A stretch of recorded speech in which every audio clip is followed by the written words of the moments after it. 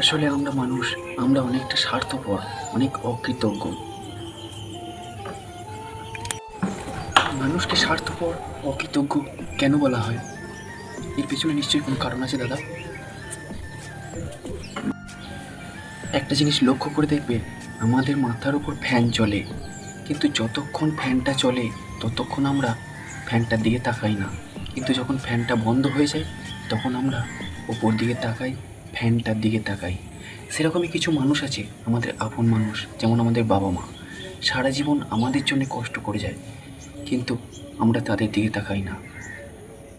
যখন সেই মানুষগুলো হারিয়ে যায় বা মারা যায় তখন আমরা বুঝতে পারি সেই অভাবটা। সেরকম আমাদের কিছু প্রিয় মানুষ আছে যারা বিনা স্বার্থে দিনরাত আমাদের জন্য করে যাচ্ছে, তবু আমরা সে মানুষের কৃতজ্ঞতা স্বীকার করি না। আমরা সত্যি অকৃতজ্ঞ। সত্যিই তাই, বুঝলাম দাদা। দাদা আমায় একটা কথা বলো, ভাইরাস, এই যে ভাইরাস ব্যাপারটা কি? মুখে বলা হয় ভাইরাস ছড়াচ্ছে, ভাইরাসের মতো ছড়াচ্ছে, তাহলে ভাইরাস জিনিসটা কি? ভাইরাস এটা একটা অন্যরকম সংক্রমণ। ধরো ওর উন্নতি হচ্ছে, ওর কাছে অনেক টাকা আছে, ও বড় লোক, আমাকেও ওর মতো হতে হবে।